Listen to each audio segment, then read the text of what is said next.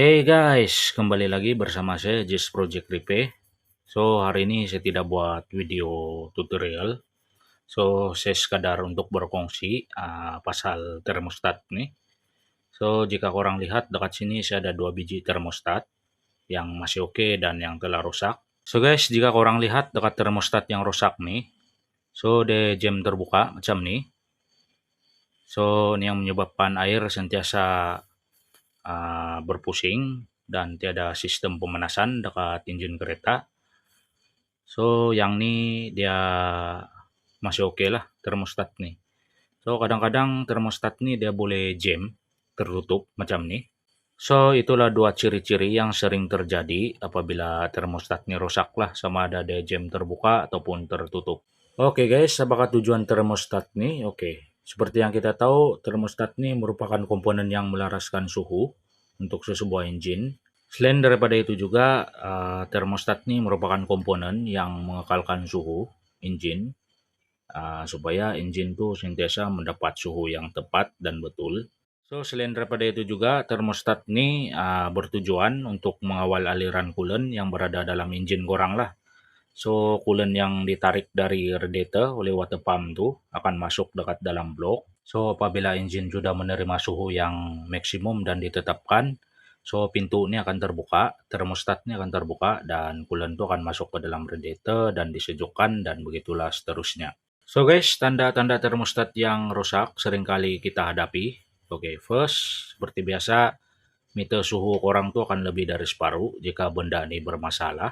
Dan seterusnya suhu engine korang ni akan naik mendadak, terutamanya apabila termostat ni jam tertutup. So ini secara tidak langsung boleh menyebabkan kereta korang overheat dan seterusnya, komponen seperti head gasket boleh terbakar ataupun putus. Selain daripada itu juga, case yang lebih serius, head korang boleh bengkok lah ataupun retak. Oke guys, kadang-kadang sesetengah orang akan buang termostat nih dari sistem engine. So bukan semua mekanik atau pemen menyarankan buang termostat nih. Ada sesetengah saja untuk menyelesaikan case overheat. So sebenarnya kalau korang buang termostat nih, dia ada kesan untuk jangka masa panjang dan jangka masa pendek.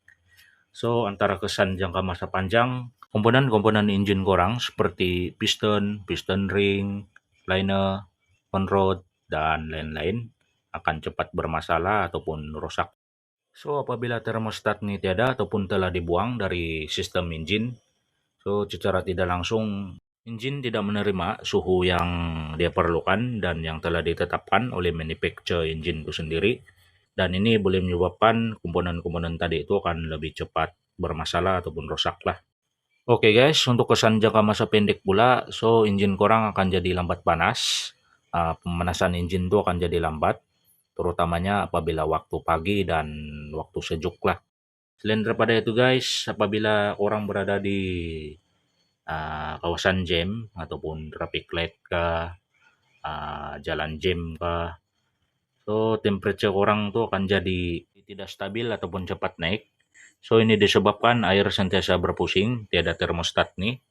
So air yang panas datang dari blok ataupun engine masuk ke radiator. So belum sempat pen motor tu sejukkan, water pump terpaksa tarik coolant yang panas tu ataupun air yang panas tu masuk balik dalam engine. So inilah yang menyebabkan temperature korang sentiasa naik apabila jalan jam ataupun traffic light ataupun kawasan sesak. Selain daripada itu juga, bacaan timing engine korang pun akan jadi tidak tepat untuk timing sejuk dan panas akibat termostat ni dibuang lah. So secara tidak langsung apabila kena buang termostat ni, dia boleh mempengaruhi timing engine korang lah. Oke guys, untuk cara cek termostat ni tidaklah rumit sangat. So apa yang perlu korang lakukan? So first korang kena start engine kereta korang. So korang boleh tunggu meter temperature korang ni agak-agak dalam separuh. So bagi yang menggunakan cap predator yang ada meter macam ni, so lagi mudah lah. So jika korang lihat dekat meter cap predator ni lebih kurang dalam 80 ke atas, 85 begitu. So guys, apa yang perlu korang lakukan, korang pastikan fan motor korang ni berpusing dengan baik dan berfungsi. Sebab apabila suhu engine korang sudah sampai 82 darjah ke atas begitu, So termostatnya akan terbuka dan air panas yang datang dari engine itu akan masuk ke dalam radiator dan fan motor akan menyejukkan lah coolant tuh.